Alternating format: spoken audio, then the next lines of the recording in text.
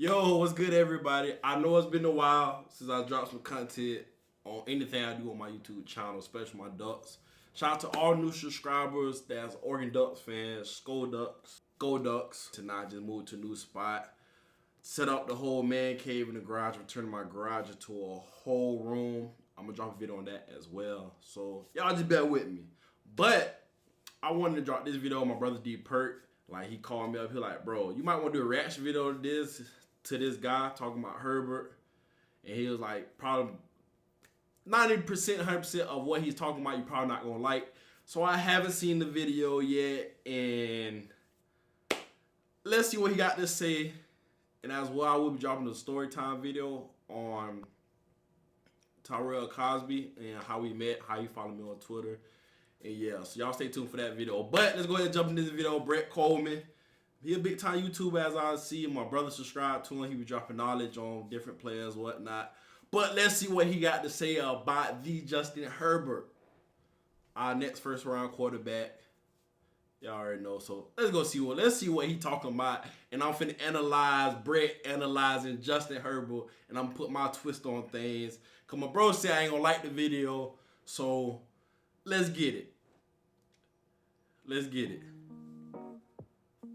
Despite being one of the most experienced, most talked about, and most recognizable talents of the 2020 NFL Draft, Justin Herbert is easily the biggest mystery in this entire class. I have watched every single game from Oregon's 2019 schedule multiple times over even, and I still don't 100% know what to think of him. One play, he's making an incredible throw off platform under pressure that very few NFL quarterbacks could ever dream of making. And on the next play, he's throwing a boneheaded interception or just flat out not reading the defense efficiently. The highs are incredibly high and the lows are incredibly low, but unfortunately for general managers around the league this year, that inconsistency is a recipe for a very, very hard evaluation. In fact, I would venture to say that out of every prospect I've watched so far this pre-draft season, Justin Herbert was by far the most difficult for me to figure out. But in the end, I think I'm going to get as close as anyone really can to the good, the bad, and the flat-out ugly of Herbert's tape. The thing you have to understand about Herbert is that the Oregon offense, just by its very nature, was not very aggressive or creative when it came to the passing game. Literally half of Herbert's attempts last year were within 5 yards of the line of scrimmage, and believe it or not, his percentage of screen passes out of his overall passing attempts, 23.2%, was... Okay, pause that. Pause that right there. A lot of screen pass, I get that. And Aurora's gone now, respectfully. But if you know and take back the year before that, 2018... the whole receiving group, including tight ends and running backs, had the most drops in the country. So me being a Raro, the year which leave out 2018 into 2019, I was like, come on, like you got your same receivers coming back besides Mitchell, who was the lead receiver, who caught most all his passes that got thrown to him. That's why he was the lead receiver and had the most receptions. But it's like, if you drop all these passes, move along to the next year, you're going to go to something easier that works and was effective. And being that we went to the Rose Bowl and won, 12 games? It worked. So why go against something that's already working with all the screens work? We ran on this play, not that play right there, on Pittman, very first collegiate touchdown, which I believe he scored on a 4th down ballsy play. So it's like, come on, man. It's like, of course I'm going to run more screens. Of course I'm going to run short passes. Because the year before that, wasn't nobody catching the damn passes. So why would I have Herbert throwing downfield and having my receivers run way downfield when they know damn well they're going to drop the ball? Let's keep going. By far the highest number I've seen in a potential top 10 pick at quarterback. For context, no starting NFL quarterback has ever thrown screen passes at that rate over a full season in the pros. And the only one who even comes close, Kyler Murray last year, still only threw screens 18.3% of the time. That's going against NFL not only defenses. that, a huge portion of the deep shots that Oregon did throw were off of pump and goes to fake screens outside, where the blockers just released up the field and had tons of open grass in front of them. Mismatch. So it's not like Herbert was aggressively attacking tight windows all the time either. The Oregon offensive philosophy was designed... Imagine saying Georgia Tech only beat us because they run the ball 90% of the game and they don't pass the ball. You know what I'm saying? It's a scheme. It works. It works. To create massive windows and very simple reads. So truth be told, Herbert wasn't asked to do a whole lot compared to some other prospects that was a great in this route class. Off the ball. That's part of what made this evaluation so difficult. Into account, there were still enough, shall we say, NFL-style throws sprinkled in throughout the year that I could at least get an idea of what to expect from Herbert at the next level. And I know he's been bringing Arizona State game, but no quarterback is perfect, and I'm gonna keep this short and swift. That was a meltdown. It happens. But if you want to be realistic, that last 2-3 minutes where Herbert actually had to sit in the ball, like sit in the pocket and throw the ball and not run the screens and the tricky gimmick offense, how y'all think we run? Come on, man. No passes and what Johnny Johnson was doing. Come on, man. He sleep. But I already know if we get it to the Arizona State, the meltdown, it is what it is. It happens. Nobody's perfect. But come on, man. The results from those throws were, well, let's just say polarizing at best. Any analyst or scout's opinion on Herbert will be wildly different based on which games they ended up watching from him. If they turned on his tape against Colorado, for instance, he looked like an absolute world beater, a truly rare and gifted quarterback talent that would be an easy top 5 pick in almost any draft class. But if they watched the Auburn, Cal, or ASU games, he looked like a developmental prospect at best. From week to week, series to series, sometimes even play to play, he looked like two totally different quarterbacks. And at least for me personally, that drove me absolutely insane. I never knew what I was going to get from Herbert, either good or bad. And if I was a general manager trying to save my own job by picking a young quarterback, that Jekyll and Hyde act would scare the hell out of me. And you know what? I think it scared the hell out of Herbert's own coaching staff sometimes too. There were a few games where I honestly felt like Mario Cristobal and Marcus Arroyo did not trust him to execute, and that's a huge... No offense. Count Meyer, that's my boy at tight end. But come on, bro. That pass right there, Breland for sure would have caught. You hating at this point. I'm sorry you hating. You know what I'm saying? Count Meyer, he dropped one in the Rose Bowl. If my Ducks fans that was there at the game, that 35-45, we caught that, he dropped the curl. Come on, bro. He was wide ass open and dropped the fucking ball. Red flag for me. Take the Auburn game, for instance, because that one was probably the most egregious example. This play is from a little over halfway through the third quarter when Oregon had a commanding 21-6 lead, but there was still plenty of clock left, and Herbert faced a pretty daunting 3rd and 16 situation from inside his own red zone. Now, you might think that an offense as conservative as Oregon's might just run the ball here, punt, and live to see another series, but Arroyo actually got fairly aggressive for once and called a dagger concept from a 3x1 trio set. And the thing with dagger, as you'll probably remember from any of the other many times I've highlighted this concept before, is that it's a very versatile route combination that can work against a variety of zone coverages in long yardage situations. It's a really good play call for this down and distance, and one that Herbert theoretically should be able to execute well. The dig route from the I don't know, that D-line, them one D-line in the country is kind of hard. But these go routes from number 2 and number 3 can also be huge gains as alert reads on the play if the defense busts their coverage. Number 3 is the alert if nobody carries him up the middle seam against a 2-deep safety shell, and the number 2 can also be an alert if this free safety takes the number 3 inside and just lets him keep on running. So the quarterback always has to be aware of those two alerts first.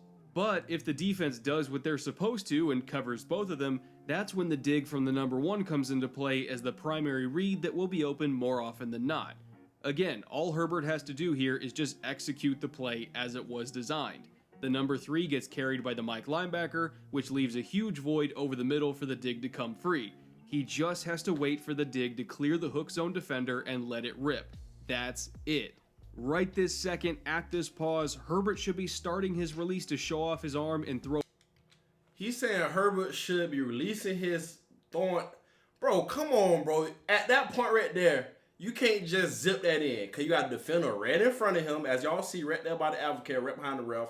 Then you got a safety at the 40-yard mark. So any type of lob, like, come on, bro. Like, now you challenging physics in the point of that's going to be a hard-ass throw. That safety who's at that 40-yard mark is going to blow his fucking back out, and he throw it any shorter or any higher, that DB right there, that corner right there is going to drop back and pick the ball off, bro. That's hard. That's kind of hard to say unless he's hitting him right now in his break, if anything. If on that right hash, he's throwing that ball right on that right hash before, I don't know who that is, that receiver, before he even get to that Avocare. I wish I had a little marker on this shit, man. Y'all, hold on. Here we go. I got my little marker right here. I'll use this right there. Okay, right there by the Avocare sign. He got to be in him before he even hit that A on that 30-yard mark. If y'all paying attention to what I'm saying. Come on, bro. Into that soft spot in the coverage. He has the talent to zip it high enough to clear the linebacker and drop it into the window, but for some reason he just doesn't. That's hard do it. at the neck. I don't know why he got that's spooked hard. out of He did pulling right. the trigger. He the did throw right. was as open as it was ever going to get, and certainly it wasn't more open than it would have been in the NFL. But instead, he just opted to tuck, run for a few yards, and punt the ball away. Maybe right there. Maybe from that angle right there. If he keep coming across. But from what he said already, he should already be throwing. This angle look a little different now. I see what he's saying. But he have to throw that even later. Way. And as frustrating as that probably was for you to watch happen only once, you could pull up plays like that in almost every game. So it's no wonder why Herbert's coaches at Oregon changed their play calls around him. There's just something about throwing the ball down the field on traditional passing concepts that have a lot of layers to the reads that really gives Herbert trouble sometimes. And I think that that's for any quarterback, any offense. Like, you can go through LSU tape with Burrow and seeing that he probably threw it to another receiver and the other receiver was wide open. As well, point back to, like I said, the year before. The receivers didn't do too good. You know what I'm saying? So coming into the whole new season running plays. Cristobal and Arroyo knew that, so they protected him from it as much as possible. Literally for the rest of that game against Auburn until the final 2 plays of the last minute of the game, our for the Hail Mary, Herbert did not throw another pass more than 4 yards down the field. It was 13 consecutive screens, slants, and quick speed outs, and that was it. They never opened. See, honestly, he's talking about screens, right? Plus, as well, you gotta respect SEC secondaries. But did he not know that who's on the Auburn D-line? If you watch this video, the point of the offense we read note as well that our receivers, once again, 3 of them, you have Schooler, you have Pittman, and Juwan Johnson didn't play. I think we had some tight ends out as well. But that D-line was like the best D-line in the country. So everything is going to be fast-paced. You don't have a lot of time. Even though we have one of the best O-lines in the country, it's still, our O-line can only do so much before they get a holding call. So come on, you got to pinpoint that too as well. So you're making it seem like coaches ain't believe in them. But as well, if my starting 3 receivers are out, do you think I'm going to really be going against a secondary and a D-line that everybody's healthy? But I'm at a handicap and disadvantage with my 3 receivers out? Come on, bro. Speed outs, and that was it. They never opened up the offense again to attack down the field, and Auburn knew that they wouldn't open it back up, so they just sat on everything short, stopped the run with their amazing defensive line, and all of a sudden the offense ground to a complete halt. They never scored again, and the Ducks ended up losing that game while blowing a 2-possession lead, all because their coaches, for whatever reason, didn't trust Justin Herbert to push the ball down the field. I keep Xing out of this, man. I want to continue, but bro, our 3-star receivers wasn't playing. I'm not finna push the damn ball down the field with Herbert when my best receivers are not playing. You feel me? In a sense, even though this is apple and oranges, think about this, right? KD, Steph Curry, and Klay, the best 3-point shooters on the Warriors, right? Say all 3 of them hurt. Are you still be jacking up damn threes with backups? Hell no, you're going to go to the rack for the most part, shoot mid-range. Come on, bro. You making it seem like it's something that is really not, bro. I would not push the ball either. Come on, bro. Come on, bro. Right now, it seems like you're hating, bro. Come on, bro. You a big YouTuber, bro, but it just seems like you're hating, bro. And I'm just not just saying it because I'm a Ducks fan, bro, but your top receivers out, bro, and you want your top quarterback to just throw to his backup receivers. And no offense, some receivers that's backups and stuff. You know what I'm saying? No offense. But I'm just saying, just like he analyzed, I'm analyzing him. You know what I'm saying? No disrespect to you, Brett, at all. You know what I'm saying? Well, actually, I shouldn't say that. They did have a reason not to trust him. I'm trying to be nice because I don't want to kill the kid too much before he's even drafted. But they kind of had a reason not to trust him on those throws. We saw what happened when they tried to open up the offense again against Cal and ASU, and it was, in a word, rough. I think Herbert probably still has nightmares about Ashton Davis to this day because of all the damage he did to Oregon's offense deep down the field. Whether it was he was a good safety, honestly, on a ball that it's not too much ever should have been thrown against a match cover three, or obliterating Oregon's receivers with huge hits on late throws, Davis was everywhere in that game. But that being said, part of the reason why Davis was allowed to show out against Herbert in the first place was because Herbert kept making really dumb decisions. I don't even know where to begin with listing off the red flags that I saw on tape with Herbert, especially when he was out of his comfort zone. He had multiple throws that ended up being big plays just out of sheer luck that defensive backs never turn their... Luck? Come on, bro. You saying that's luck because DBs ain't turning their head. He know that he's not looking, so he gonna dart that in there, bro. That's a window. What are you talking about, bro? Right now, you make sense most stuff you saying, which I can understand, relate to, because I play football. But, bro, saying that's luck, bro. Come on, bro. Or sheer luck that his receivers were able to win on jump balls that never, ever should have been thrown in the first place. A few of his biggest quote-unquote highlight plays of the year weren't really highlights. They were just shit that he happened to get away with. And the lowlights, man, they were really low. I mean, good. Bro, now you sound like a full-blown hater. A jump ball, bro, that's what you talking about NFL. Come on, bro, that's with Julio or anybody, any quarterback throwing a jump ball. A jump ball is 50-50 to begin with. But if you got a small-ass DB on Julio in the back of the end zone, pretty sure the side is going to slide to Julio, being that he's a taller receiver. But you got Webb on little-ass 5'8" Davis, one-on-one end zone. Come on, bro. Now you sound like a hater. From what you said out your mouth, bro, come on, bro. That's not lucky. Come on, bro. Plays you shouldn't be throwing. A play like that, that was beautiful. That's beautiful. You seen that he was one-on-one with that little-ass DB, and Spencer Webb did exactly what he was supposed to do. Go over top his little ass. Because then, if Davis would have went over Webb, it would have been Webb's fault. Come on, bro. That's what makes Herbert such an incredible mystery to me, because we know the talent is there. We know that when he puts it all together, he's special. And for just a couple games a year, that special talent comes out and we see what he's capable of. But it's the other 2 or 3 games on the opposite end of the spectrum that make it really hard to reconcile that. I flat out don't know what to expect from Herbert as a pro because he's 2 different quarterbacks in one body.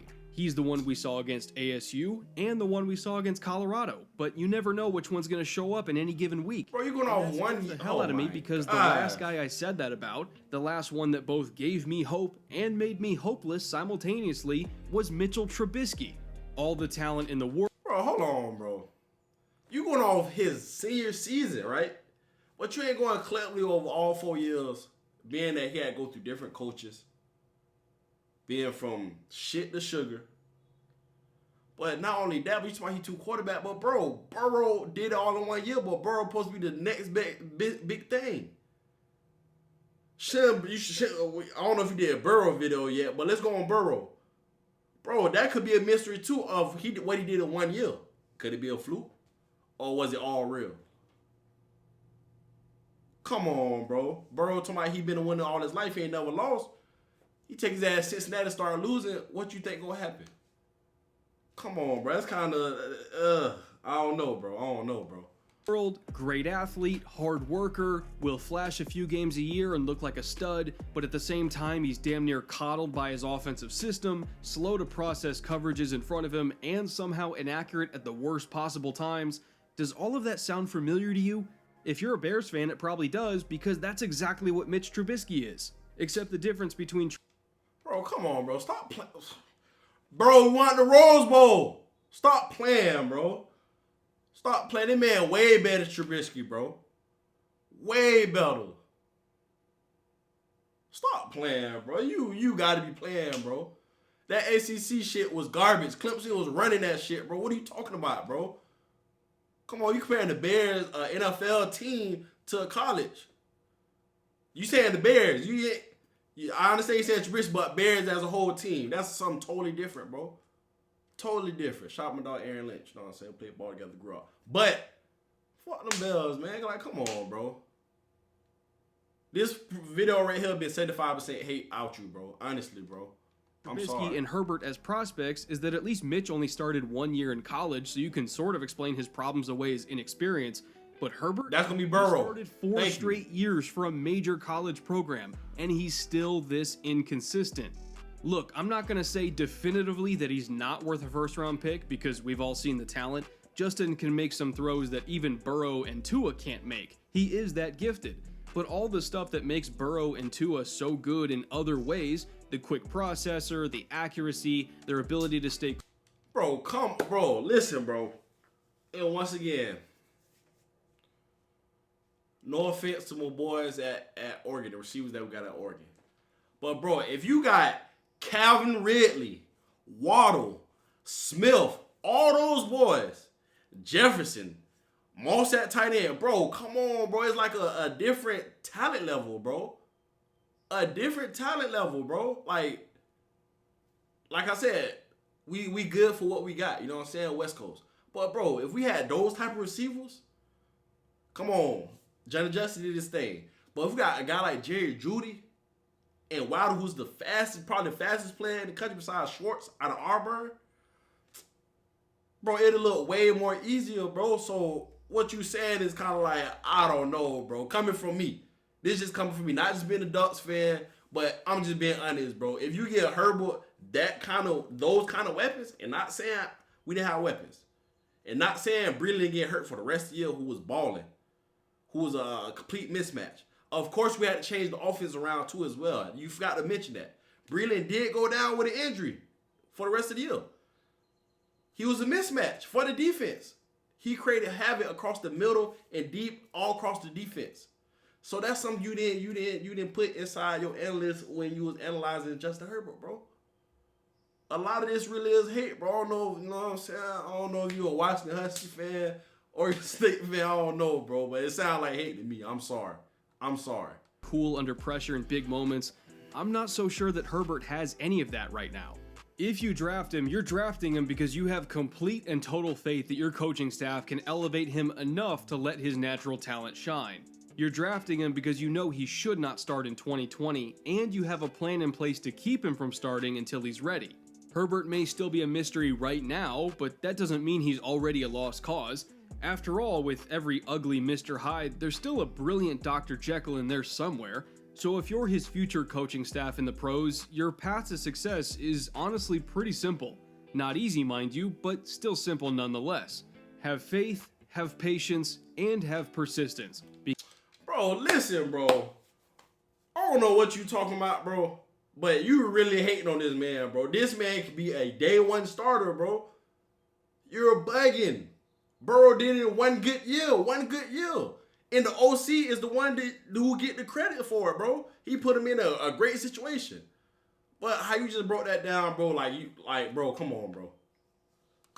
If you are first one or two or the third quarterback off in the first round, the first 5 picks, first 10 picks, you should be outright starting, bro. Real talk, bro. You did like a lot of hating in this video, bro. A lot, bro. And he was so inconsistent more than actually doing good. He wouldn't be no first round pick, bro. He wouldn't. Go to the Pro Bowl. I mean, not Pro Bowl, but you go to the Reese Bowl, the All-Star game. You go to the Pro Day Combine. He looked damn great. From under the center, from shotgun, bro. There's a lot of stuff you did leave off. But like I said, you try to make this a low light tape and try to point out flaws. But we can go through any quarterback that's coming out in the draft this year and point out flaws. So the video is kind of misleading, bro. If anybody who was watching this video, the video is kind of misleading. Not because not because I'm a Duck fan. But like videos like this, like, come on, bro. Like, you screen somebody mistakes, but you'll whisper all the good shit they did. You know what I'm saying? You rarely try to say anything good he did. And say he was inconsistent for all 4 years, bro. From his freshman year, from 4-8, to 12-2 and win the Rose Bowl, trust me, bro. You get a lot better. You get a lot better, bro.